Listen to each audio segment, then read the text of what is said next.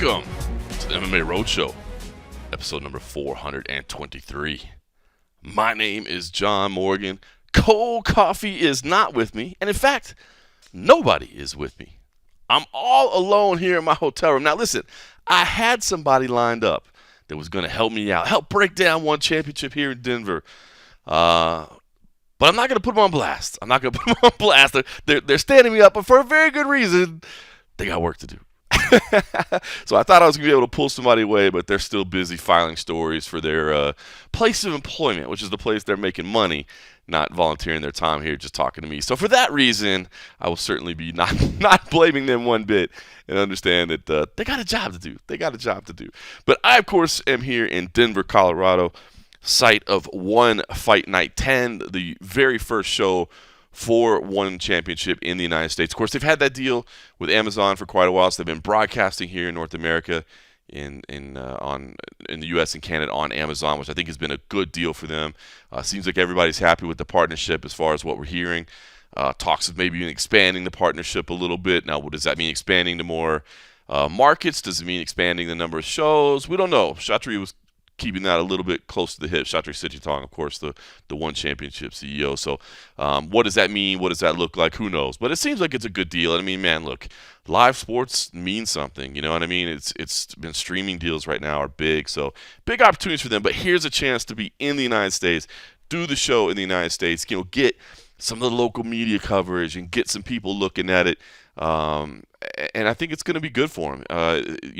There's a cool tie-in, I guess, that it's in Denver, the same place that the UFC held their first event. Just kind of a cool, I guess, coincidence, I would say, more than anything. I mean, 30 years later, here you are starting a new phase of your career in the same place that one started. Really, that was not the reason for doing it. I don't think the One Championship cared too much about comparisons to the UFC or any kind of link like that. It's just more that the Colorado Commission was the one that was willing to adapt the rule set, right? I mean, you got the knees to the head of the grounding opponents. You got some different scoring criteria, where you score fights as a whole. There's different things going on. And of course, you got Muay Thai and small gloves. I mean, so you got multiple rule sets that you got to adapt. You got the weight cutting thing, the weight class, how they do everything. So Colorado was the one that was going to say, yeah, let's do it. We'll do that. So that'll be something to monitor because, look, it's going to be Colorado's first time, overseeing this rule set and overseeing an event that's utilizing this fashion. So we'll see how that all plays out. But that I believe is why they're here more than anything. Like, hey, let's have some cool parallel to the UFC. It is at the First Bank Center, I believe it's called now, out in Broomfield, Colorado. So we are downtown here in Denver. And all the media activities have been down here in the downtown area, which I think is smart. The press conference, all the different things, the workouts, all the things they've done. Have that in the more populated area of the city because Broomfield is out in the suburbs a little bit. The UFC's actually run a couple of events there. Not the biggest arena, but I think that's smart. I mean, the UFC has done fight nights there, and I think it's good, man. If you can have a small building, but just make sure it's full. Sometimes that can be better than, trying to book a big arena and then finding out, ticket sales were a little tougher than we thought, especially when you're coming to market for the first time. So, anxious to see the whole setup and how they do it. If you've never seen a One Championship event, obviously they do big over the top production. So, I think it'll be cool to see. It's a really good card. Cold Coffee, of course, is not with me. He is back in Las Vegas. He did not make the trip out to Newark, New Jersey, but he was working all day, and so we'll have him check in a little bit just for the things he saw. Because I'll be honest with you, I have not seen anything from the UFC whatsoever. I was busy working on Media Day, press conference, all the other stuff I had here, so I didn't get a chance at all to go to check out anything. In fact, after I get done recording this, I'll probably start checking out some of the videos and kind of seeing what's going on. But I'm pumped up for the card, man. I'm really pumped up for UFC 288. Took a hit on the main card with the loss of Bryce Mitchell. And, I've seen some people saying, I don't know about this lineup, but I think this is a lineup for the hardcores, man. I really do. I like it. I mean, you got the main event, of course, to me is incredibly intriguing. You got Aljamain Sterling versus Henry Cejudo. Kind of a little cringy build-up. They like to talk. They like to go back and forth with each other. But, it's this return of Henry Cejudo. And it's crazy, man. I think it was Luke Thomas threw out that stat that in UFC title fights with guys over the age of 35, they're like 2-28. That's crazy. I mean, that is a significant statistic and a significant sample size. You know what I mean? If it was like, oh, they're 1-3, so they only win 25% of the time, you're like, yeah, but that's only 4 fights. You're talking about that many fights, and oh, by the way, the 2 wins came from the same guy, and Tyron Woodley. Like, that tells you something, man. And I was kind of leaning Aljamain Sterling anyway, man. But that statistic really just kind of hammers home. Now, I like Aljamain Sterling because I think stylistically the way they match up, the size that he brings in there, big. I mean, huge size difference. I know Cejudo's used to fighting bigger guys, so maybe he's prepared for that. But I think the size difference is a big thing here. And then I think about just the games. You know what I mean? Like the styles that they bring to the table.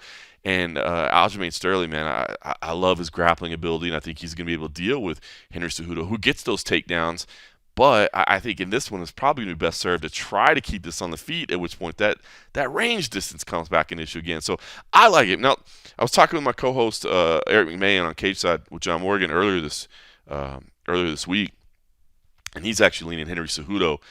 And I get it, man. I understand the case he made. He talked about the scrambling ability that Henry Cejudo has. Obviously as an Olympic gold medalist wrestler, he's got this ability to scramble out of situations, so he doesn't necessarily believe that Aljamain's going to be able to get to those dominating grappling positions. So it all lays out very interestingly. Of course, the time away is big. Normally somebody stepping back after 3 years into a role like this, you would say, well, they can't replicate that. They're not good. But, I feel like Henry Cejudo's layoff wasn't really a layoff. Now, he's just so involved in training and working with his team and teaching other people, and he's hands-on, right? He's out there, like, actually, now he's not getting, or at least I don't think that he was, like, sparring along the way for 3 years, but he's still in there drilling, and he's still in there keeping his mind sharp. I mean, you see his breakdowns, and you see just how much technical savvy he has and knowledge of the game, man. It's really impressive. Normally where I would factor in that 3-year layoff a lot more, I tend not to as much, but you can't ignore it.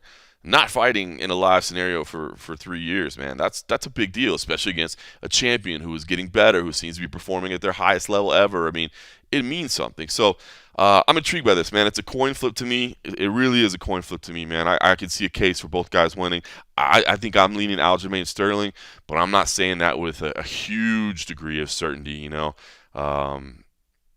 just can't, I think, with two guys this good. So anyway, I'm anxious to see what everybody had to say and all the stuff that's coming out of Jersey. And we'll get Cold Coffee to weigh in on just some of the things he saw and his thoughts on these fights as well. I'm going to be a unique scenario, actually, because on Saturday, I will be in Canada. I will be on the mic in Windsor, I believe, is where we're going. I should probably figure out where I'm going, huh? I mean, I got a plane ticket and all that, but Windsor, Nova Scotia, Canada.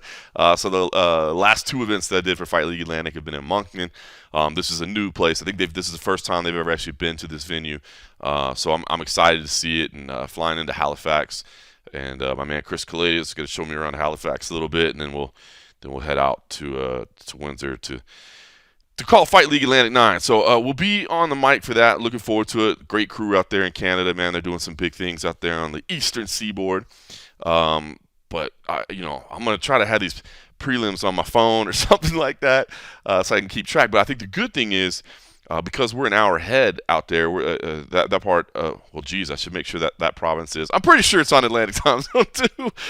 Moncton was, so I'm pretty sure this is too, where it's actually 1 hour ahead of Eastern. So hopefully we'll wrap up before the main event, and I can really give my full attention to that, and then sit down and do a half episode as well after I've had a chance to review everything. So shout out to everybody over at patreon.com/the MMA Roadshow. Appreciate all the love and support over there. So that's gonna be my Saturday. I'll be doubling up on events. I'll be on the mic and then watching that as well. So but on Friday, I've been here for one championship all week long. Intrigued today. The press conference went down. The open workouts went down. Tomorrow will be the weigh-ins in the morning. Now, I'm in a unique situation right here in that I'm on the 22nd floor of the Host Hotel, which is an absolutely really nice hotel. It's actually like the Hyatt Place, I think is what it's called. But I'm sitting here in my room. Like, I didn't even get an upgrade. And I got like a nice room with a sitting area, like a whole couch and footrest and ottoman, I guess you'd call it. It's a nice room, dude. But the elevator's not working right now. So I'm on the top floor of this place, and the elevator is not working now. For me, it's not going to be the greatest of fun when I go grab some dinner here in a little bit. I'm hoping it's working by then. But for the fighters, I was kind of thinking about this. I think the fighters still cut weight to a degree here in one. I mean, I know the idea is to get rid of weight cutting, but I'm sure everybody's still cutting a little bit, right? I mean, they got to kind of just finesse the weight down to exactly where they got to be. Obviously, they got to do the hydration. This is my first time watching that all. I've seen the streams. I mean, appreciate them. I know a lot of people were like, "Where's the transparency?" And they started streaming it. But it's a lot different actually being in the room, and you can kind of see what's not on camera and how people are acting and what's going. So I'm excited to see the whole thing in person, I guess. I know Alex Davis, my good friend Alex Davis, he's a big proponent of it. Like he thinks it is the fix. I know there was a video that came out, the On Point MMA guys, I believe, where they just kind of totally blasted it and said it can be cheated. Unfortunately, I think every system can be cheated. There's just nothing perfect, and that's for anything. You know what I mean? I have yet, in all my years of being in this business, I have yet to hear the perfect solution for how you fix weight cutting or how you address weight cutting. So, anyway, I'm anxious to see that up close. But it did make me think, right? Would people be absolutely panicking if they had like severe weight cuts and big weight cuts, and they weren't able to get back and forth I mean, like I guess if you're cutting weight, chasing the stairs is not a bad thing, right? I mean, it gets your workout in, help you cut some calories, but if you happen to be in kind of a weakened state or whatever, and you got to walk up or down like 15 flights of stairs, I can't imagine that would be fun if you were in a state of a big weight cut. Some of these guys that are just in really bad shape. So I thought that was kind of interesting. I don't know. I'm hoping to get the elevators working soon because I'm not really feeling 22 flights down and 22 flights up. But I mean, let's be honest. I could use the steps. I could use the steps. But it did make me think, hey man, this is obviously not the scenario that One Championship was looking for and what they were thinking of when they got rid of weight cutting, but I do think you have some fighters that are panicking a lot less. So, listen, this One Championship event, Broomfield, Colorado. It's a little suburban area. Everything's been kind of downtown here so far this week. The press conference was good. Big, man. They had like the whole card at the press conference. They want to do everything big, right? I mean, this is a big moment for One Championship. This is their big opportunity to make a huge statement on the U.S. scene. That broadcast deal, as you said, it's been good. It's been in place for a while. But this is the moment where you're on the ground and you're getting coverage up close and maybe you're exposed to new fans. I mean, there were a decent amount of fans at the press conference today that were excited to see people there. And, it's their chance to see the product for the first time. And, maybe it's like that hipster fan, oh, I like the UFC, but you know what I really like? I like One Championship. Now, I love One. I really do like what One Championship is doing. I think we've talked about it before, but now that I'm here, covering it, we'll go into it a little bit deeper. But what they've done in adding submission grappling and adding Muay Thai and 4-ounce gloves and adding kickboxing, it's really opened up the number of athletes that they can chase after. And they've got some great MMA talent. Obviously, Demetrius Johnson versus Adriano Moraes. I mean, Demetrius, a lot of people, the GOAT. He's definitely in the GOAT discussion. I still lean John Jones, but you can't have a discussion of the greatest of all time and not have Demetrius Johnson in the conversation. So that's upper level. And Adriano Moraes, I don't think necessarily has gotten the respect. Crazy thing, this is his first time competing in the United States as well. I mean, he's lived and trained here for quite. At least I know he trains here. I don't know if he just comes out for camp. I think he lives in Florida at American Top Team. So I mean, he's been in the rankings forever. I mean, they talk about like the MMA junkie rankings that we used to do. That's everything. It's not just the organization. It's all the talent in the world. He's there forever, man. The dude's been performing. So they've got some names. Sage Northcutt is back. Really excited for that. Man, I had a chance to interview him and just what he's gone through, man, and 4 years away and battled on his way back. I'm excited for that. So they have some elite martial artists. They have mixed martial artists. They have some top talent, and they're going to try to steal some free agents here every now and then. I know the Francis Ngannou thing didn't work out so well. A little bit surprised that Chatri Sittijong went out of his way to kind of poke at Francis Ngannou a little bit. I think basically he was just trying to get out ahead of the news and kind of control the narrative, which I get it. Everybody tries to do that. They're like, hey, if I make my statement first, and that's the statement that's on record first. But I think it's one of those situations where it would have been better served not to say anything, man. Just to kind of leave it alone. You know what I mean? But whatever, it happened. I guess those are lessons that Chatri Sichutan will learn along the ways, especially as they get maybe more media coverage here in the United States. Um, but you know, you've got the greatest of the great in Muay Thai, kickboxing, submission grappling. I mean, you literally have the best grapplers on the planet. You literally have the best strikers on the planet, and you're not all just chasing after the same names in the MMA world. I mean, you're still trying to get some free agents, of course, but you're not doing just that, And I think that was where they were stuck for a long time. It was like, you got good things. You got like Eddie Alvarez to come over, who's always been smart and really, I don't care where I fight, wherever pays me the most money, I'll go fight. You know what I mean? So you got Eddie Alvarez to come over, but I think it was just tough to get people to really buy into it. Demetrius was the perfect addition because he wanted to fight over there, and of course he trained by Matt Hume, who has big connections with the company, so it all made sense. But he wanted to go do that. But I think it was hard to attract top level free agents because they weren't competing in the United States, and you did. Let's be honest. Until this Amazon deal, it was tough, man. You kind of disappeared a little bit because the fights were on like Friday at 5 a.m. in the morning, and like nobody's getting up to watch that. And again, the whole thing is live sports. People love live sports, and so they're not going back and watching it either. So I think it's a little tough. Now, this new deal opens up, I think, an opportunity for a lot of people to take a look at. They're being broadcast in prime time in the United States. Now they're going to host events in the United States. So I think this is a big opportunity for them, and we'll see how it goes. Not a huge arena, but sometimes it's better to have a small arena that's packed than to have a big building that you find out it's more difficult to sell tickets than you thought. So we'll see how the building looks on Friday night. But the show's good. If you haven't seen the show, One Championship, man, their shows are over the top, man. They're fantastic. So they do big production, man. It's very reminiscent of Pride era type production. So no more Michael Chiavello. I'm not sure exactly what all happened there. No, Michael Chiavello, I've always considered Michael Chiavello a friend, man. He's always been very, very good to me. I'd run into him every now and then at airports, which is crazy. We crossed each other at the LAX airport a couple times. But I know he's a free agent, not working with the company anymore. I'm not sure if that was an Amazon Prime decision. I'm not sure if that was a One Championship decision. But I know he's out there kind of touting being a free agent. I know for some people they're like, he's too over the top, man. But the dude definitely brings the energy, man. He definitely keeps it exciting. So hate to see that kind of as they're going in this era that Chiavello's no longer with the company. But I don't know exactly what happened behind closed doors. I don't know if we'll ever hear the whole story of why. It seemed like a weird direction to go in because his voice is still on a lot of promos. But I mean, the same thing happened with Mike Goldberg as well. They still had his voice in a lot of video packages until Anik had been around long enough that there were all those to work with. So anyway, unfortunate for him. But overall, like I said, you've got these great fighters, and you've got these elite world-class level that they're not just sharing the same talent pool that PFL, Bellator, the UFC, of course, are all going after. They can kind of corner the market a little bit. Not that there's not great fighters in glory, not that there's, you know what I mean? Like I'm not saying that they're the only ones in those games, but they are one of the biggest in the games. You know what I mean? And now they're doing this weekly show in Thailand, which the Muay Thai and 4-ounce gloves, man. It's I dig it, man. I dig it. I gotta go to Thailand this summer. I've never been to Thailand, and Muay Thai is the roundabout thing that got me into mixed martial arts, as I said before. So, how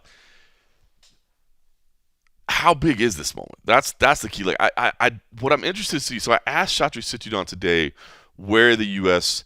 factors in moving forward. Because listen, man, I think it's one thing we forget over here when we talk about how big an organization is. And I know Chatri gets critiqued all the time for because they make these claims. There's 7 billion, but we're streaming to 7 billion people. It's like, well, that's if you're on the internet, yeah, most anybody can get it except if their government blocks it or whatever. So, but I mean, this is. I do believe this is a big one. The United States isn't the only place to be successful. I mean, if you're the biggest mixed martial arts organization in 75 countries around the world, I mean, that's big. You know what I mean? Like but the big time, the big blue chip money, the sponsors, the revenue, like that's all here, and you got to carve out some space here. So, how big is this moment? I'm interested to see. I think this to me. I don't think we know for sure. On Saturday morning we go, yep, one championship is going to make it, or man, I guess they're going to have to pack it up because they really just don't have anything in the can. Like, no, I don't think we're going to know that. But it's a big moment for the organization, man. Look at what BKFC did, right? They had this huge pay-per-view, and they had a great weekend where they were the biggest thing. Now, one doesn't have that. There's a UFC pay-per-view, but at least it's not the same night. So at least they do get a little bit of their space, right? But even for BKFC, right, I think a lot of people are tuning in and they're like, oh, wait a minute. Might have to check out this bare knuckle thing, man. I watched a little bit of it and they made some fans out of me. But now you got to come back and do it again, right? Now you got to get their attention again. And I think that's the same thing here. Even if this is a home run, you got to keep it going. And even if it's not a home run, you still got to keep it going there too. So I don't think this is like the make or break moment. This is the moment we find out the future of one championship. I don't think it's that. But I do think it's big. I do think it's big. I think they need to have a good card. I think they need to kind of generate some buzz. And then they need to have what is their long-term strategy here in the United States. Like I said, I asked Chatri about it today, and he said, listen, the U.S. market is important to us. And, you're going to hear some news, especially next year. And we want to take the U.S. market by storm.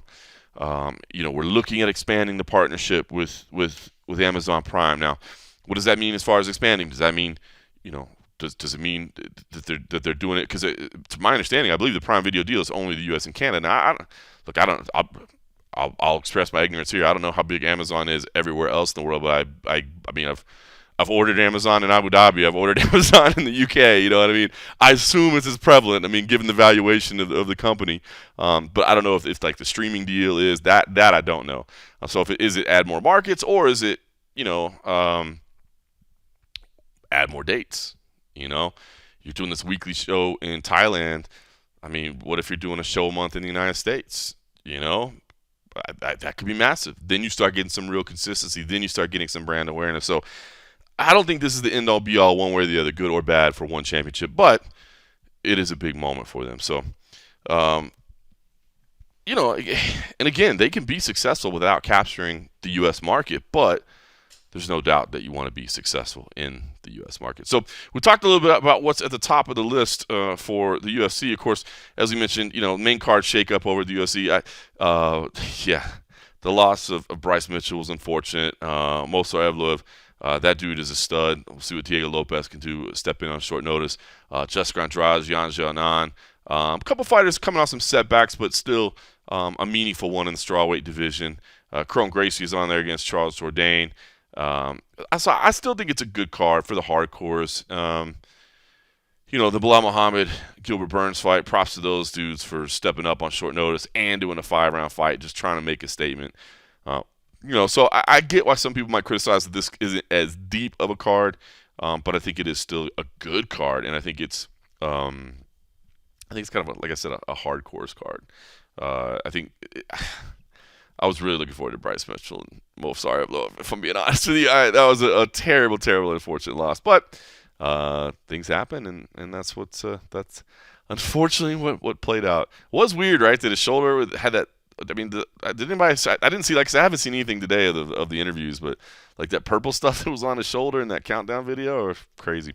All right, so Demetrius Johnson, Adriano Moraes at the top. You don't need me to break this down. The trilogy, you're tuning in for this. The trilogy fight. 1-1 apiece, man. As they joke today, knees on both sides finishing the fight, which is kind of wild. But it's a big one. And Demetrius Johnson, could be his last fight, man. This might be the last time we see Demetrius Johnson compete, which is wild. I'm glad he's getting to come back and fight in the United States. And he said, look, I'm going to make this decision after the fight. I haven't made the decision yet. I will make the decision after. It's going to be a business decision, not that I can't compete. And I thought it was interesting. He even brought up Chad Mendes, which I thought was cool. He brought up, my peers, George St. Pierre, Habib Nurmagomedov. And, I thought the point, and I think the point was, they kind of walked away at the top of the game. And I think he feels like, hey, I'm still there. But I thought it was cool. He even brought up Chad Mendes. He was like, Chad Mendes could be top 5 in the world right now, no question.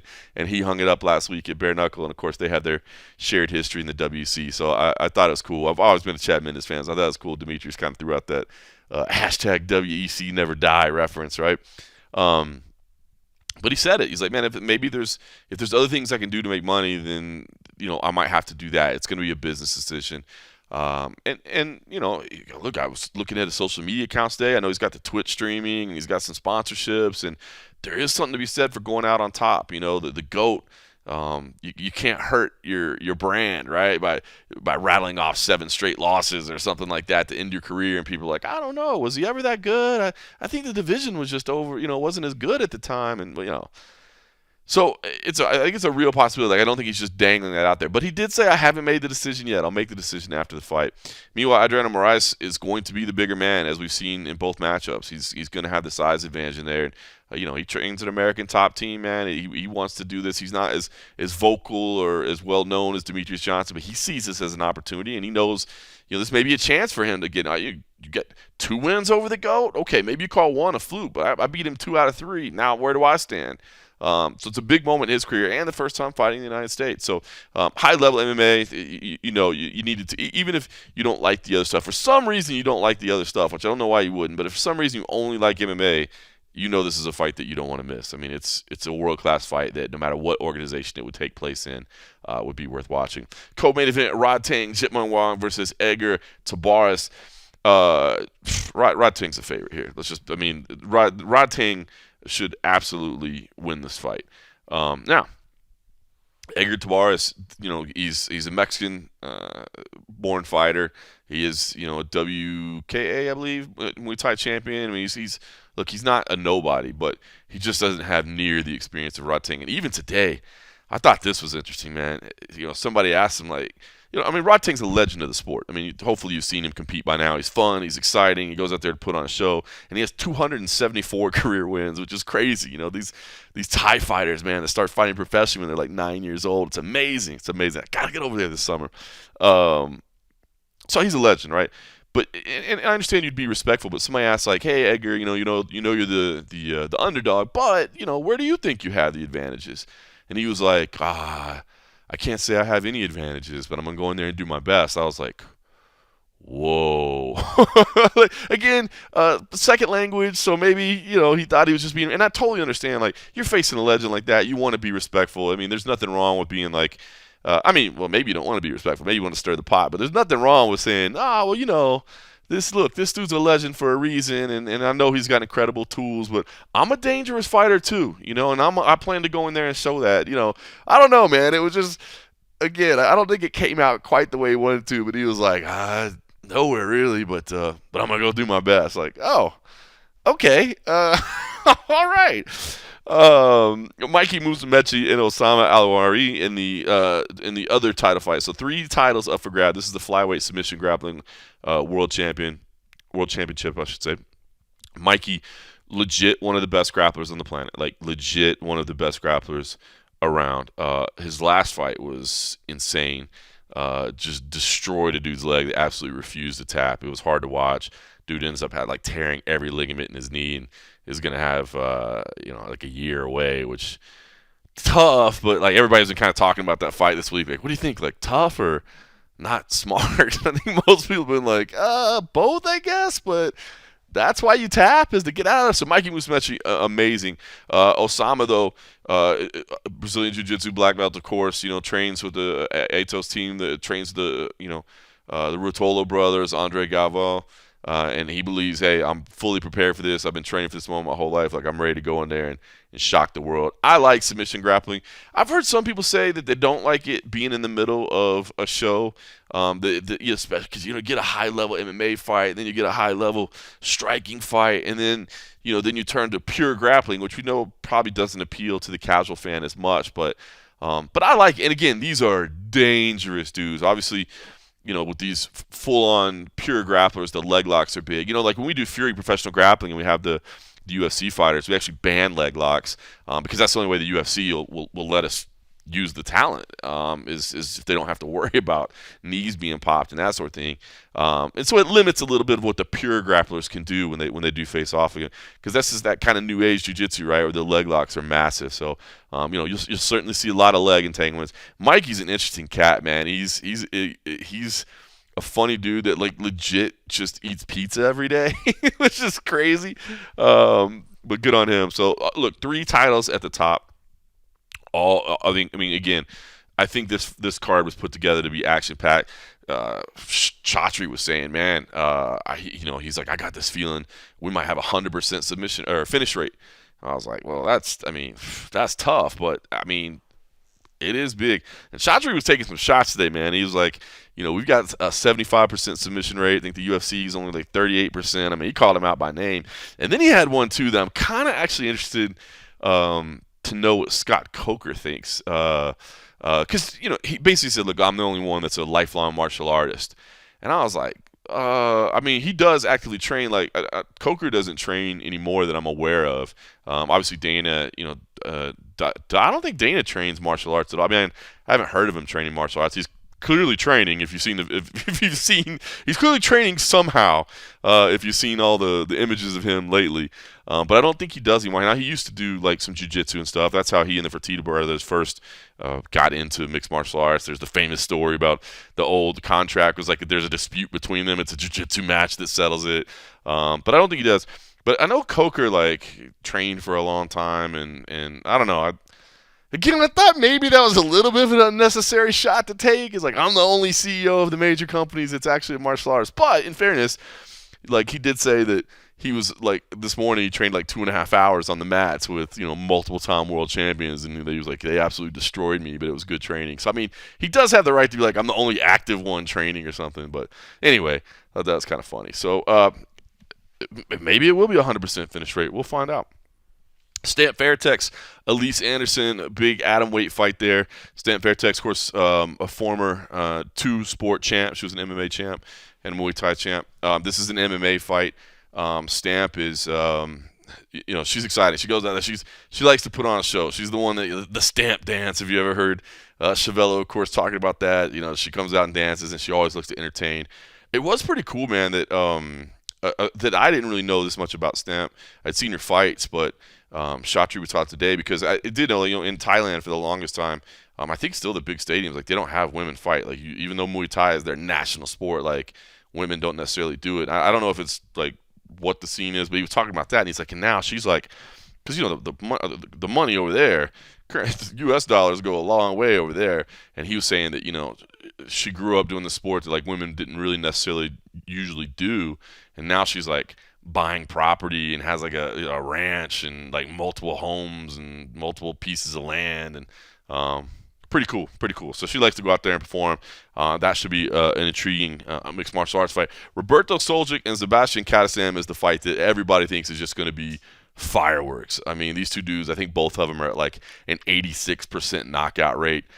They like to come and throw down. And Sebastian, if you saw him, the quote that I had, he's not a big outspoken dude, loud verbal talker, but I loved what he said. He was like, somebody's getting knocked out, and I don't care who it is. He's like, somebody's going to sleep, and I don't care who it is. I'm coming out to put on a show.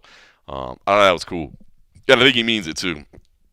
Roberto Soldic, of course, the former KSW champ, highly touted. The debut was spoiled, but with the low blow. I think somebody asked.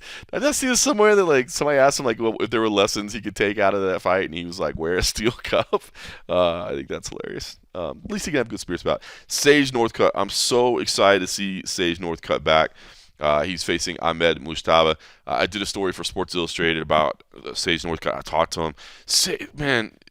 Sage is just the most positive human being ever. I ran into him here in the lobby when I first got here, and he was so nice. Comes up, he's just that ball of positive energy, man. Like it's so good. I was asking him, I was talking to him about the 4 years away, and he was talking about how he remained positive, and I was kind of joking with him. I was like, somehow I knew, that you would have a positive spin on these things. He's like, well, I get those negative thoughts too, but you just got to push them out, and you can't let those things control you. And I don't know, man. What he's battled back from is cool. Obviously his, facial fractures in his debut, which he admits. I'll be honest with you, I never understood that matchmaking. Cosmo Alexandra, dude, like that was I never did understand what the logic was there with the matchup, and it did not pay dividends for Sage. Had the facial fractures, surgery, but he said even the next day he was like, because I thought, man, something like that, and you start questioning like, why am I doing this? And he was like, nope, I knew I wanted to do it. I knew I was going to compete. I knew I was going to make my way back, and he he battled back, and he was supposed to fight 2 years ago, and then he got COVID. And he said the COVID messed him up. He's like, he thinks what happened was he tried to keep training because he said he doesn't really like to not do anything. So he tried to keep training. He's pretty sure that that's what caused complications. But he said it took him 6 months to get normal again. So, obviously COVID hits everybody different, or had different effects on everybody. And I guess his case was pretty bad. So he said that was tough. But he's back now. He's back. And I'm you think about it now. He was a baby when he came in, man. He was 19 years old, man. He was 19 years old and did pretty good. He was 6-2 in the UFC. But ultimately the UFC said, let's get this guy some more seasoning somewhere else, and rather than go to the regional stage, he went to one championship.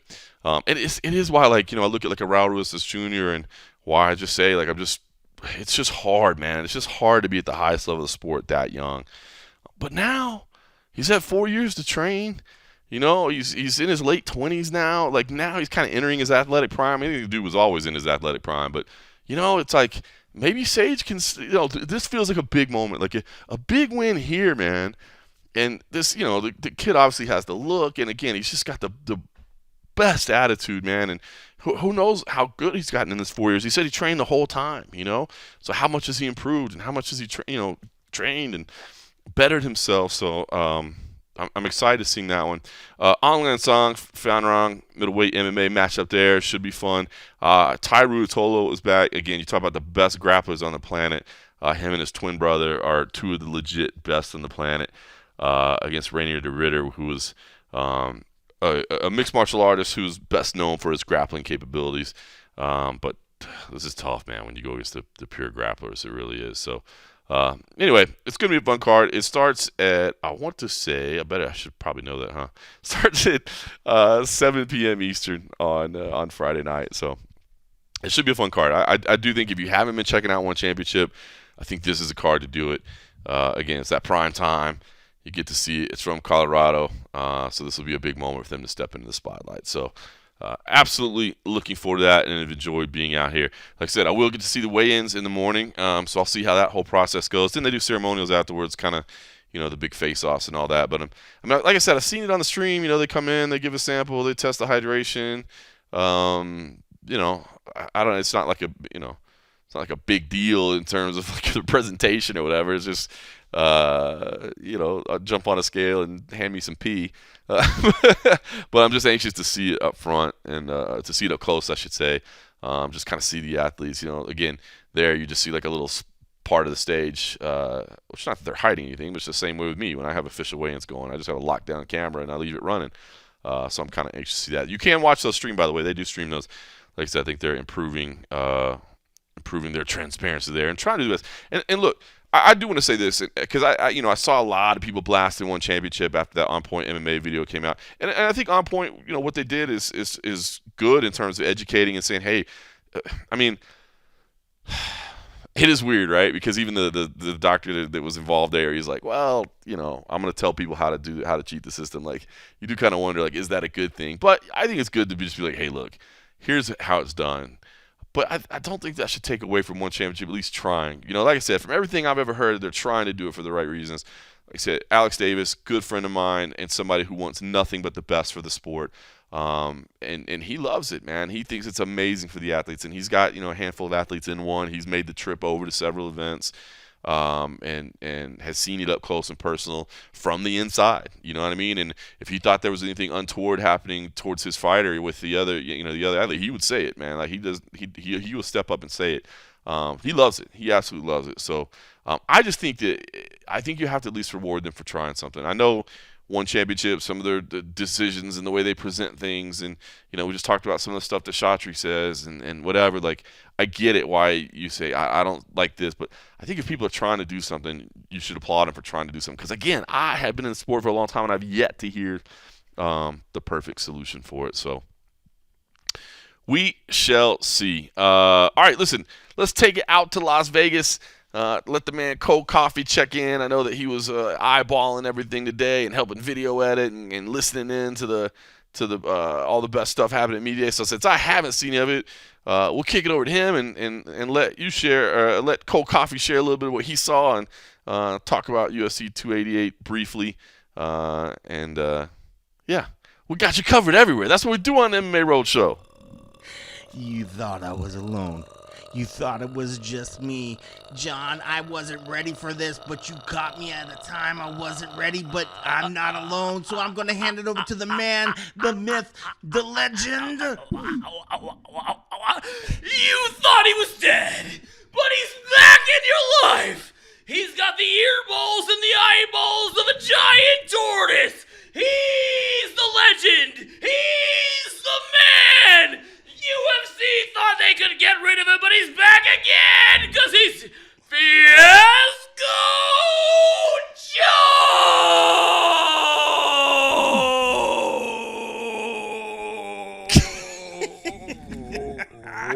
Joe. If there was ever a WWE, It's a new league. it's a whole new league. That's like a weapon of whack destruction. WWG. It's better not to think about it. Yeah. It is what it is. Fiasco Jones. Thank you, John, for the handoff. And yes, it would have or probably should have been myself alone, but I decided since I was out with the one and the only Fiasco Jones, as you could hear by that intro, and the fans, the people, whether you knew you wanted this. You wanted this. It's like herpes, people. Whether you wanted to get rid of it, but you couldn't, here it is. Back. It's back again. You know that itch that just can't go away and you just got to keep scratching? Fire. That stinging fire, that stinky inky that just doesn't go away. It's Fiasco Jones. That's right, people. Guess what? All right, dude. There is no cure. Here we are in Las Vegas. And the best thing is, I know that while your time away from the UFC, and you know it's funny, we had a third person out with us tonight, and I will not name him because we want to keep him employed. Yes, yeah, exactly. Don't make the same mistakes. Yeah, we asked him if he wanted to join us for this taping, and he said, clearly, I'm pretty sure his words were, no, I don't want to get fired like you did. He's much smarter than me. I'll give him tons of credit. Like he heard the setup, and he's like, no, he's the fish in the pond that sees the bait and it's like, no, asshole, don't you see the hook? And he swam away. He swam away to UFC again. But when you think about it, well, before we even talk about, I know you guys, John brought us in here to actually talk about 288, but the fans really want to know. Yeah, of course they do. Are you glad? Or are you sad that you did the show that eventually got you kicked off? I have had time, Kenny, Cold Coffee, to think about this. And there are many things I could say about the UFC that I didn't like, but I'm actually going to be I have to admit, they did build me up. I have no ill will. Yep. Okay. I learned lots of skills from the UFC, and I'm in a better place. So, bygones be bygones, right? That's how it is. That's how it is. Who is this guy? I have no ill will. Who is this guy?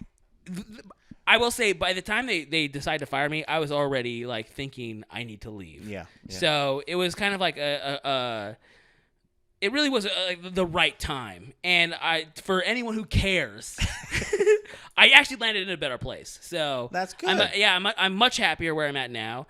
It's not MMA anything. Yeah. But but still, I'm much better I don't want place. to say. Well, I don't want to say the name of the company because I don't want to get you fired Please from the new company. Don't do it, dude. It's not a competition here. But I will say, the company that you're working for. What's funny is anybody that goes on Facebook. You've seen me. You guys. Well, one, you probably in spots for this company, or this company does spots that run on Facebook. Yeah. A lot. And I remember there was randomly one time one of our buddies, Joe Williams from the UFC, hit me up and he said, "Is that Albert?" And he sent me a message that was on that had a video link from a video on Facebook. It was you. It was. In fact, the audio guy at UFC, we shop at the same Albertsons, and he's like, "Dude, just saw you on my Facebook." I apologize. Here's the thing. Not to brag, but I'm a bit of a specimen. And it's true. Yeah, it's true. And apparently, according to the metrics and the media buying team, any ad that my face is in is the most converting ad that the company has. Whoa. Yeah, and in fact, people resonate when they see they you. They're see, like, that's me. They see themselves. They see ground zero. They see like the bottom, and they're like, I resonate with that. I see the bottom. I can see that's me. That's my shadow, and it convinces them to buy the product. And I'm helping people at this point. You know, like at the UFC, I was just another cog in the wheel. Yes. I am now. I'm now helping people. You know. Now this ugly visage can remind people that there's another way. Yes. You know. And yes. Preach, brother. yeah, that's what I'm doing. That's what I wish I could tell what the product was, but then I get fired give it away. You just give it away. Yeah, and then I get fired again. We won't say that, but I will say that but I'm glad that you're happy. I know for a long time Morgan was kicking himself, and I blame Morgan too because he was the one that it's Morgan's it was more fault. Morgan Yeah, than me. It's more Morgan than me either. It's like I had no participate. I was forced to do that podcast. Like I remember we dragged you in and tied you down and said you must speak about these things. Yeah. And it was 100% your guys' fault, and it had nothing to do with me. For the first 4.5 years, we were like, never. Let's not tie him down. But once we crossed the 5-year mark of you doing the show, we were like, all right, let's tie him down. And because I was converting for you guys too. Like I mean, I'm sure most of your Patreon people. Are Fiasco Gym fans. Yeah, and they've been waiting for this moment right now. Yeah. Like you've been holding them on tenterhooks. Yeah. When's Fiasco Jones coming back? And it's now. It's right now. You've paid dearly for this moment. Dearly. For those that maybe possibly aren't one of those, Fiasco Jones was a longtime coworker of mine at the UFC. Made the mistake of doing the podcast with us for years until it got to the point where it got him fired. Until the right person heard it. Yeah. The wrong person, the wrong or right person heard it. And they did not like the fact that he talked to, quote unquote, as I'm doing air quotes, media without their permission, even though that was never even a thing before. Right. But they chose to be mad at him for hanging out with us. Yeah, I think it was because I said that for years, and the truth is, folks, for the long-time listeners, we'll get to 288 after this, by the way. I mean, UFC 288. You're not here for that. You're here for you're catching Fiasco the T. You're here for the T, as the kids say. I don't think even people say like the T anymore. I think that's what the fuck is the T? When you're spilling the beans. Well, okay. we call it spilling the beans. We just call it spilling the beans. No, but now they say it's the T or some version of that. I'm not fluent in kid. So I feel like you're like the old man that walked into the bathroom. You saw something scribbled on the wall, and you're like, "The T." Is that what I'm supposed to say? I'm gonna go tell my coworkers. I instantly just simply said, "I'm gonna adopt this phraseology," and it's the T. Okay, it's the T. Okay. Which we would call spilling the beans. Yeah. Which doesn't make any fucking sense either. It doesn't. I thought the same thing.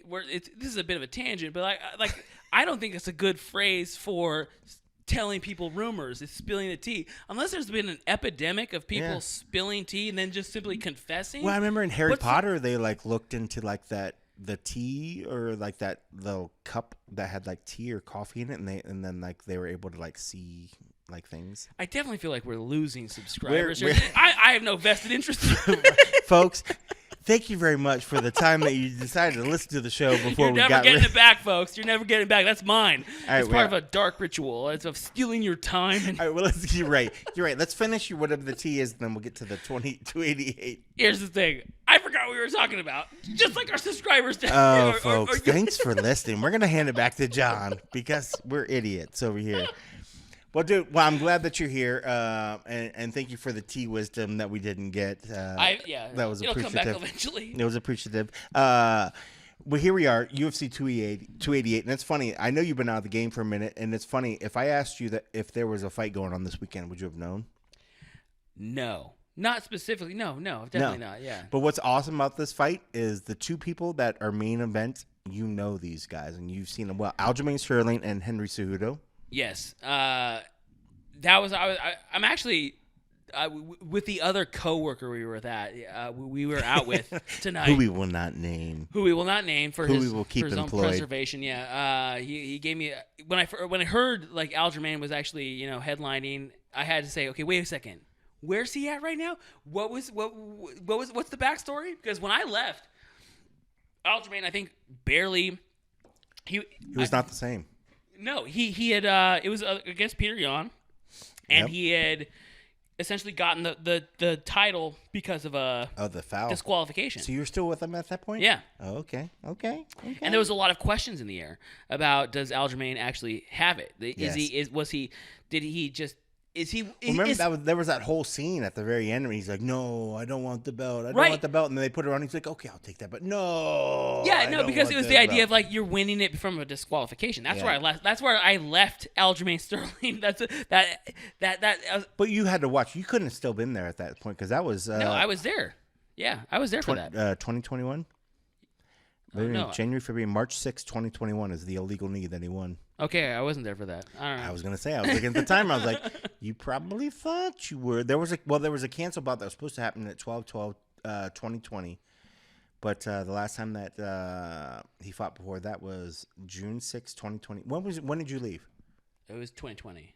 I think August. Well, okay, so you probably saw him fight Sandhagen, but then I swear, it's weird. I actually have like a memory of like that might have been when you still actually watched the sport. I mean, right after I didn't watch the sport. That was a bit of a sore spot. Well, you lived and breathed it. Well, and for the folks that don't know, before Albert was at UFC, you were with him when it was WEC as well.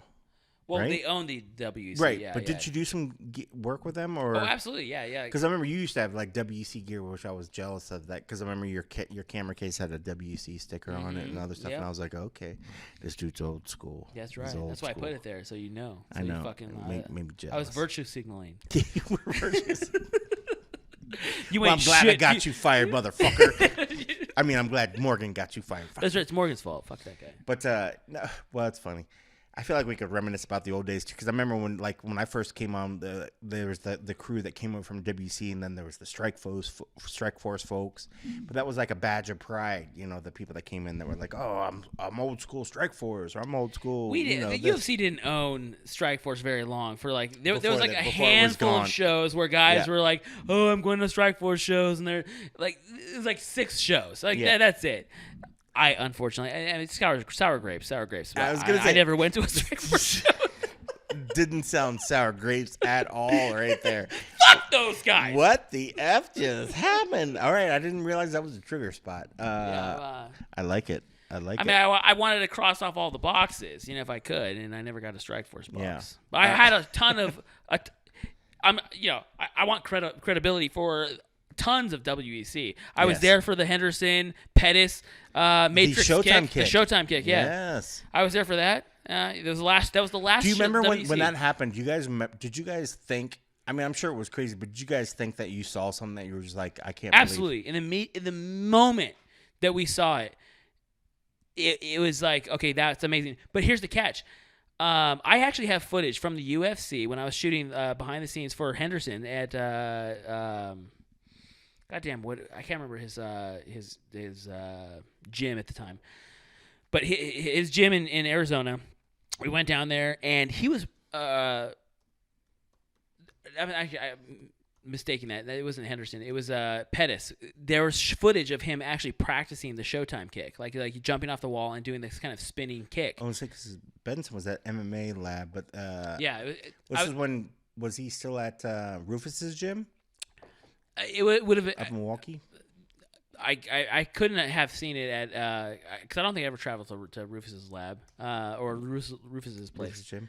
But there's footage of Pettis actually practicing the Showtime kick, and maybe that's what I'm thinking of, is that like I've seen the B-roll, the backstage stuff of him practicing it. So when he actually like executed it, it looks amazing. But like that would have been WC 53.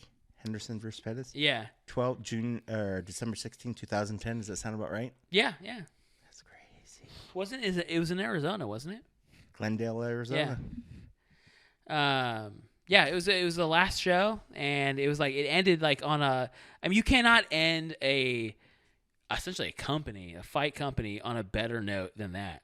Pettis loses or not Pettis, but Henderson. Benson loses the belt, and he was a dominant fighter at that point, a dominant champion. And then Pettis had been coming up. That that story of Pettis in the WEC coming up was pretty amazing because he was this like wonderkind, just destroying people, and he had these kind of Anderson Silva-esque wins where he was very flashy, and then for him to win that way was just like ice, like cherry on top. It was amazing. Yeah, because Benson, I just looked back on his record. He was on a 5-win streak going in there. 1, 2, 3, 4, 5. Yeah, he had beat right before that. Before he lost to Pettis, he beat Anthony Njokuani, Shane Roller, Donald Cerrone, Jamie Vonner, and Donald Cerrone a second time. Yeah, he fought Cerrone twice, didn't he? Yeah. Right before that, beat Cerrone by guillotine choke and by. And Cerrone was no like. I mean, I can talk about Cerrone all the time. He probably is my favorite fighter. Yeah, I think he's pretty much JMO's. Outside of Arlovsky, I think Cerrone's JMO's. I feel like Cerrone embodies what everyone thinks of as he's the archetypical fighter. He fights at the time when in his prime. He was fighting crazy. He was hard. He was a hard guy. He won most of his fights, but he never had a shitty fight. He never had a shitty fight in his entire life. But then he would just go on his off time, and he would just live this adventurous life. Yep. That's what people think MMA fighters are like. He is the archetypical adrenaline, 100%, 24/7. There's no. He never like takes his foot off the pedal. Yeah. And I really appreciate that of him. The thing, the weird downside of him is that he can never close the deal, and that's why I think for centuries we will wonder about Cerrone. Why is that? Like, why couldn't he? He should be a champion. Cerrone should be like one of the most decorated champions in MMA history, but he has never been a champion. But he is, I think, the archetypical fighter, like what we think about as what you embody a fighter to be. Right. What would you think when Cerrone? I don't know. I'm sure you saw this, but whatever. But speaking of that, for the longest time, Cerrone, outside of like WC and other stuff, didn't get the belt, and people are like, "Is he ever going to make it to the Hall of Fame?" So, what did you think when Cerrone got the nod to get into the Hall of Fame for this year? Absolutely natural. I mean, like, how fucking cool is that? But it also opens up a big doorway. A lot of people thought like it almost seemed like you had to get a title, you had to have some crazy blood. All your blood comes out of your body, fight, to get into the Hall of Fame.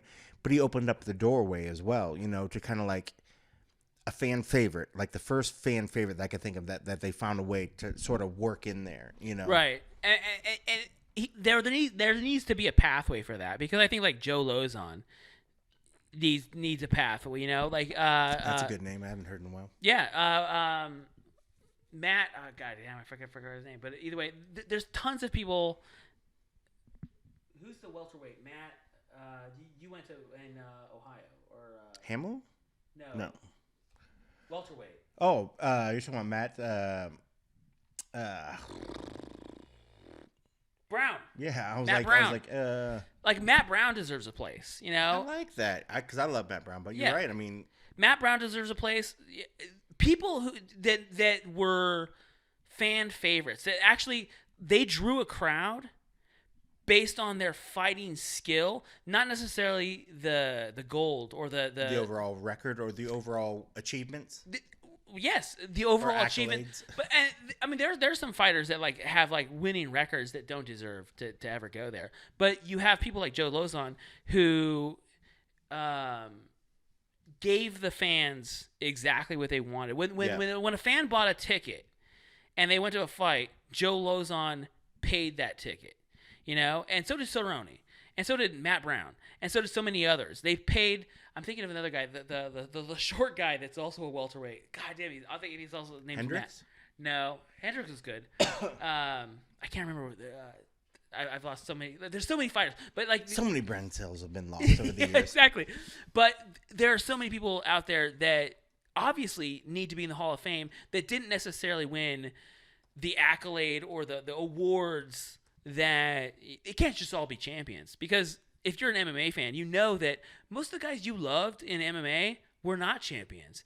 They were just those guys who were gritty. They were those guys who essentially paid the ticket. You paid a ticket to see 12 guys fight, but you really, the one that they gave you the best fight are those guys who scrapped, that just never gave an inch. They were fighting every round. Those are the guys that really deserve a spot in the Hall of Fame. I wonder who it could be because, like, I was like, Matt Hughes is already in there. Is it a lightweight? Maybe a lightweight. Wait, Matt? well, if you start switching up your lightweights now or your weight classes, I don't even. I'm not even on my phone. Who knows? But I guess we should talk about what we were talking about. Yeah. But that's the great thing. That's why we need to bring you back on the show after, because I know you have tons of stories that we haven't talked about in forever. But you make me want to reminisce about like all the old school days and the other shit, like my first event at the UFC and all this other crazy crap. But jumping back to Henry. Aljamain Sterling and Henry Cejudo, which I know you're familiar as well. Here comes Cejudo, who's been gone forever. Yeah, he's coming back in. He somehow works his way into he can come back. This is UFC magic, and get right into here. it, get a title fight. I mean, I guess that's part of the whole UFC thing. Is like if you have some credibility, you have some name value, and you're able to kind of work your talk in there. But I mean, granted, this is not just anybody. This is not just a shit talker that's coming in. This is a guy that legit. Triple C, double champ, the guy that's able to kind of do this. And I don't know if you knew this. He was also an Olympian. Yeah. Is that so? He actually No got medals. shit? He actually got medals. What? He Okay. actually got medals. Wow, I don't know if you knew that. No, that's But here he is coming back. I mean, so you got both guys. You got both guys that have great wrestling skills. They got good grappling skills. If anything else, I mean, I think we realize that Cejudo has gotten better with his striking, but everybody still considers him, mainly a guy that wrestles. Aljamain Sterling, great grappling. He's good on the ground, but people, I guess, you want to say out of the two has better striking of the two. But what's interesting is a lot of people say, oh well, Aljamain's got great grappling. He's got good ground skills. He can help defend a takedown, but does he have the skills to stop an Olympic like wrestler? He's had problem with guys in the past. Peter Yan even gave him some hard fits that first time around. But when they came back for the rematch, it was a whole different Aljamain Sterling. So when you think of this fight, here comes Henry coming back. Henry being Henry, Aljo being the guy that you've seen great striking, you've seen good ground skills. He's a fucking beast for that size too. At bantamweight, he is absolutely ginormous. I mean, the guy is ready to go up to 45.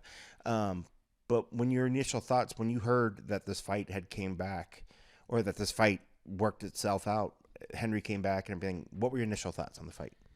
I can't believe it's not going to be the most unique take, but I believe the words ring rust are probably... Don't ask Dominic Cruz, who says it doesn't exist, but it exists. It exists. It's a real thing. And Peter Yan, let's go back to Peter Yan. That guy is insane. Like, right. I mean, that Aljamain was able to defeat him. I mean, the first fight. First time didn't look great. Yeah. Second time fight, he dominated him. Right. Yeah. That's an achievement to me,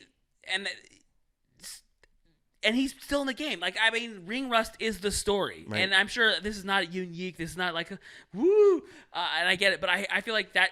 Honestly, is the top line is that Cejudo has been out for a long ass time, right? And it matters. That fucking matters to not be fighting human beings for that amount of time. Is I mean, that's the entire story. Yeah, and what's interesting, I mean, he's been coaching, he's been training, not but you're right. But fight speed is different than that. I mean, I think there's definitely some credibility to the fact of being able to understand the science of the sport, really breaking down when you're coaching somebody and you're looking at the mistakes. I'm sure in that process you're thinking about your own mistakes, the way your own movements, and you're hoping to sharpen that sort of thing. But it's very different than actually taking punches, putting your heart rate at a certain level, But you got to think, if a guy, and this is something that we give too many guys, credit when they're at this level. When I think of an Olympian, I immediately, I'm putting them, if I'm equating fighters to liquor and drinks, if I hear an Olympian, that's top shelf. That's top shelf. That's just not on the same level as like, it's going to be above the well. I think anybody like a fighter that's able to get a championship belt. It's a bad metaphor. That's not well. That's not well. It's a bad metaphor because is that like when you age alcohol, it gets better, right? But it just sits there. If I age my PBR, does it get better? Maybe potentially, but probably not. But like, mostly the metaphor is like wine. The longer it sits there, it gets more potent, better. Yeah. I don't think that works with fighting. Yeah.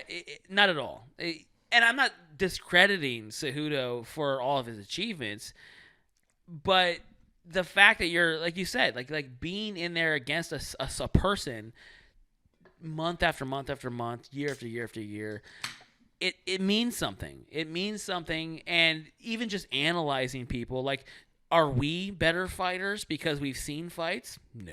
Oh, we're very much so. Very much so. I mean, I've won a few fights. He's like, but I can't tell. Those are still locked away in some top secrets. Avoid some chokes because of this.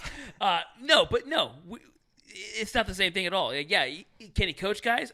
Absolutely. I'm sure he has. He's a fount of wisdom, but it's not the same thing as actually like fighting a guy, training for a fight, and getting ready for and actually having that the momentum of coming from a fight, going into training, after the fight, going back into training, and preparing for a fight. I don't think that he's not like an average guy or average fighter, middle tier fighter that is going to have the same things to overcome. He's definitely at a higher level. You're right. Yes, like an aged wine. He's not going to have to overcome the same difficulties as other fighters. Yeah.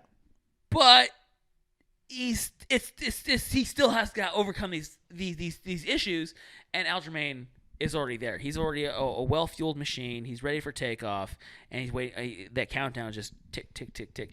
That's all he's waiting for. All he needs is like, all right, launch, and he's gonna fight. Whereas Cejudo is like, oh God, Jesus Christ, is the sealant here cooled? Oh God, is this thing over here? This is bulging out. That's not supposed to happen. And some folks are like, well, let's scrub the launch. But they have to launch anyway. There's no if or ands or buts. It's like you gotta get out there in the goddamn octagon and fight Aljamain Sterling. Do you think he's gonna come in overconfident? Because I think every Cejudo always comes out overconfident. Right. So.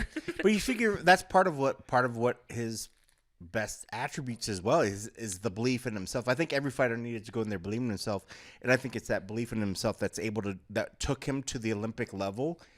But I mean, like, this guy coming in, that's got to be said. Conor that's got to be worth McGregor something. has Yeah. probably peak confidence in himself, Yeah. and he still lost. So it does take you. You're right, absolutely. It takes you, that confidence in yourself takes you to a certain level.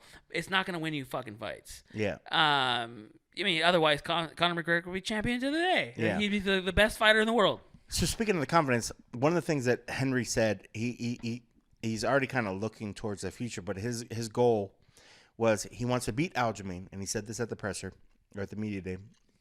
His plan is to get Aljamain, and then the next guy that seems to be on the ticking on the table that's been jawing and chomping at the bit is Sean O'Malley. He wants to take care. He's got some real sort of hatred towards Sean O'Malley. I think he called him a crazy crackhead eraserhead or something. I'm butchering what he said. But I watched Eraserhead. That's tough. That's a tough film. And then he wants Volkanovski after that, which means he would have to go up. But he wants Volkanovski. He wants to be the quadruple champ. Of course he does. Triple C is just not enough. He wants to go up and get another belt. Is that just confidence? Is that just talking the game? Is he setting himself up? A lot of times when we hear fighters already talk about the future, looking past an opponent, is he already setting himself up to? Here he is. He hasn't fought forever, but now he wants to come back. He's going to be fighting the champ. He was able to work himself into a title shot. He wants to fight Aljamain, but he's already thinking about Sean O'Malley. He's already thinking about Alexander Volkanovski, even outside of that. Is he looking past Aljo? And what do you think about a guy that's coming in immediately and that's the kind of stuff that he's talking about? I would ask the question, who is Aljamain talking about fighting next? Is he thinking about fighting anyone next? Well, he did say that if Sean O'Malley was the fight that they wanted to, the unique thing about him and some of the stuff that he was talking about, if Sean O'Malley's the fight that makes sense and he thinks that that's the biggest one, Aljamain's always been a company guy. So he's like, if that's what the UFC think is going to be the biggest fight to make the most money and bring the most eyeballs, I'm good with it, and wants to do whatever. But he also understands that this weight cut sucks. He even said it in the media. He's like, this weight cut absolutely sucks. But he also has a teammate and Merab Dvalishvili, who's right there behind him. And a lot of people are, they've said that they didn't want to fight each other. So a lot of people are thinking, looking at this fight here, that if he's able to maintain the belt, if he gets the belt, then it's maybe one more shot, which would be this Sean O'Malley fight, and then he wants to leave it and then go up to fight again, because he's already big for bantamweight. He's very, very big. But if he loses this fight, that's where a lot of people question whether he's going to stay at that, or do you immediately just make that decision? I can see where he doesn't want to. Why stay at the division if you lose the belt? Just make the move. Right. But part of it is the possibility of his buddy, his teammate, who's right there. If he wins this fight, if he doesn't fight Sean O'Malley, it's almost like the UFC's like, because they've said Merab's like, I don't want to fight him, but there's nobody else besides him. Yeah. So it's interesting in that sense. But if you hear sort of that deal and Aljamain's side, not that it's like there's no win situation, but he's already kind of coming in this fight week as well. Like, saying he wants to go out there and perform. He's given a lot of respect to Cejudo.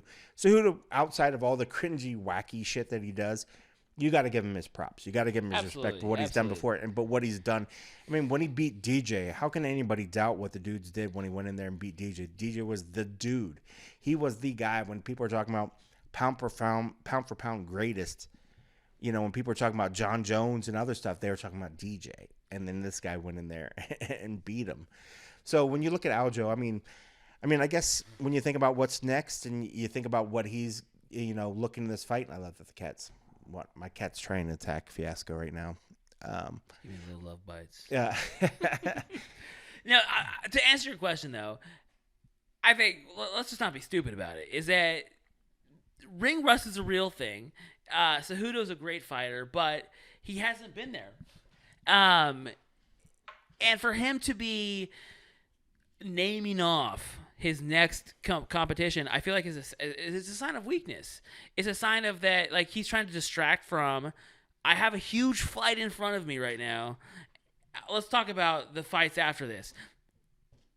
That is weak, in my opinion. Is that, like, don't plan your don't measure the drapes. Don't plan your future past now, because it's like you're just spitting in the MMA god's face, because they're always listening. Absolutely.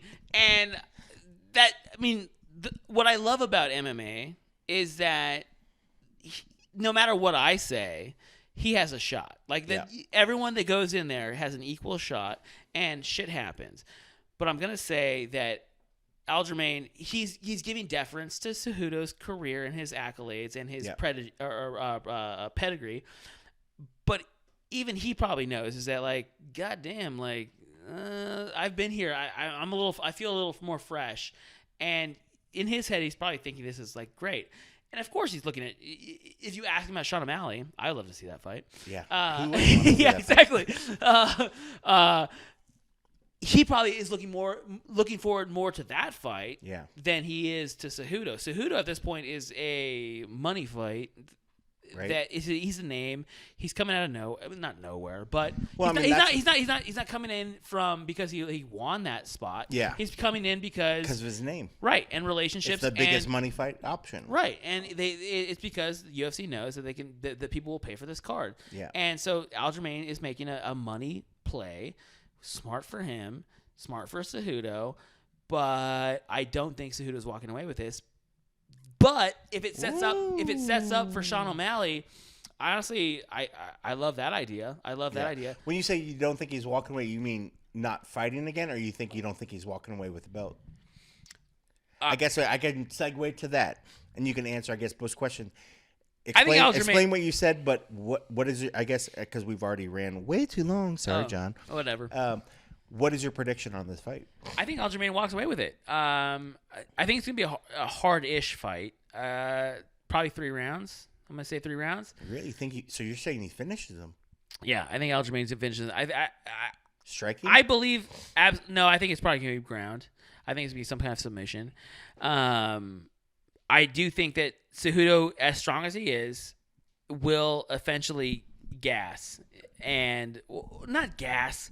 It's just that it's a 5-round fight in the UFC is probably the hardest thing any human being has ever done in their life.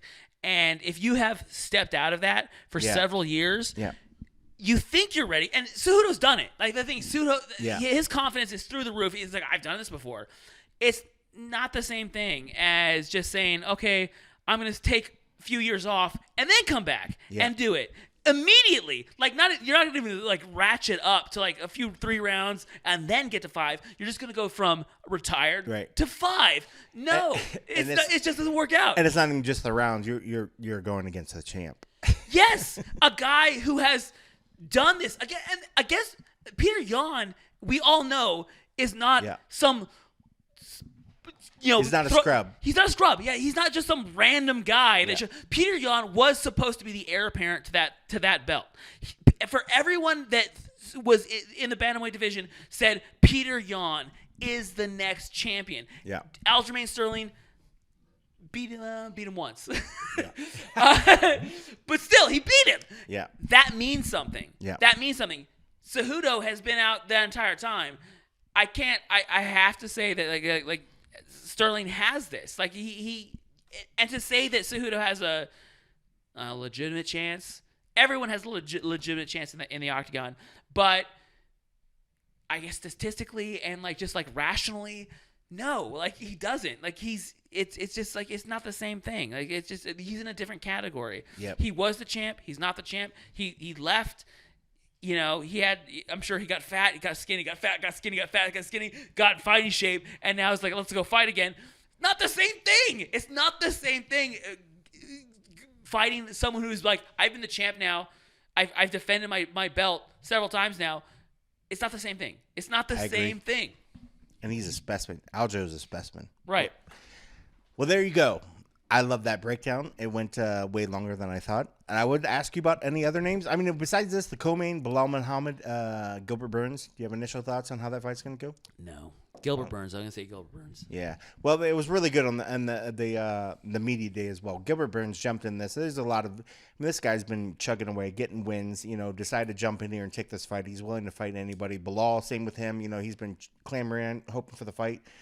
The title, they both agreed to take this fight. Bilal thinks if he gets a win here, he thinks with enough shine that he could take over that fight with Leon Edwards, skip over Colby Covington, maybe take that fight to Abu Dhabi. Everyone wants to skip over Colby. Everybody wants to skip over Colby, but I mean, Dana seems to be set. Is that still a payday now? Like fighting Colby? Yeah. Well, Colby's able to come in and he's got the shot against Leon Edwards as the title. Dana's like, Leon and Colby's the next fight, so. I would think you wouldn't want to skip a Colby Covington fight just because Colby sells brings fights. it. He That's sells it. fights. As much as people want to talk shit or whatever, Colby sells the F out of some fights, man. Like, and he's a hell of a fighter, but he sells fights. And I mean, I think if a fighter wants to go in there and know that, if you can bring up or drum up some heat during fight week with Colby, it's like a guarantee, right? I feel like he sells himself and sells you. Yes. It's a win-win if you can beat him. He's not like a pushover. So yeah. And I mean, I'm sure looking down the rest of this card, any other names that you're? I say that jokingly because I know he hasn't looked at the card. By the way, folks, since I left or I was unceremoniously kicked out of the UFC, it has changed. It has changed quite a bit. There's a lot of names, cats, that I have. I'm like, wow, I am a boomer of the UFC. You're official old timer. I'm just glad that there's still some champs there that I recognize. Yes, isn't that something? I think the lightweight champ, it was Teixeira, right? And then Teixeira lost to. Oh, you're talking light heavyweight. Yeah, light heavyweight. Oh, you said lightweight. I'm I was sorry. like, no. Light heavyweight. Glover ain't been lightweight for a minute. He's never been lightweight. Yeah, and I just saw that it changed to a guy again, new guard. I have no idea who the light heavyweight champion is. I'm like, wow, holy crap! It's me. I'm actually the light heavyweight champion. I will say though, like just as a tangent, is that I feel like I have now become a casual. Not even that. I'm not even a casual anymore. But I always go to MMA Junkie. Oh, yeah, I appreciate that. To catch up. Morgan won't like that, but I appreciate that. That's all right, Morgan.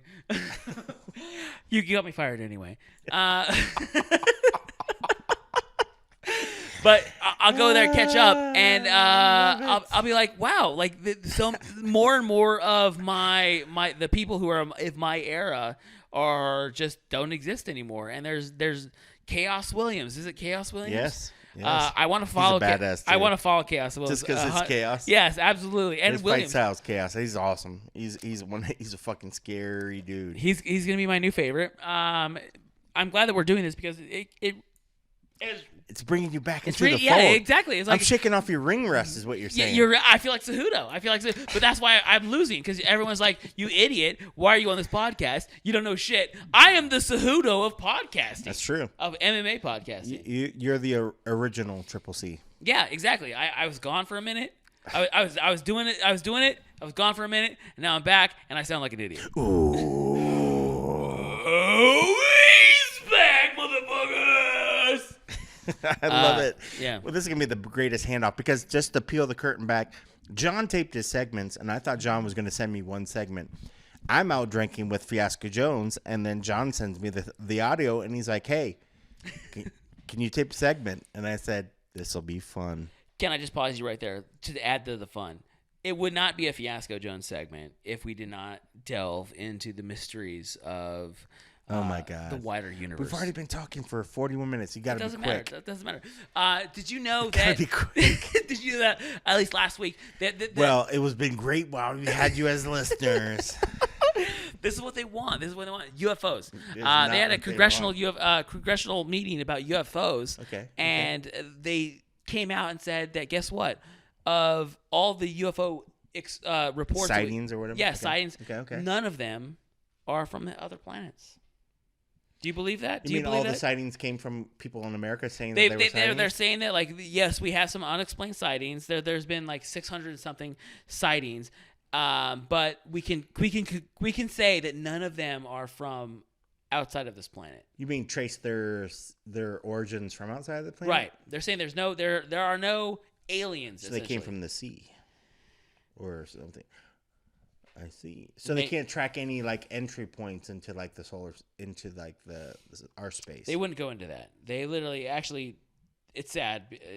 It's good that we're going to close out the segment this way because now there's more questions. It started out as a revelation. Like, oh, they're going to talk about UFOs, and then they immediately said there are no aliens, and then they talked about just the operations of like, oh, how do we test for UFOs and shit like that, and it came out to be China and Russia.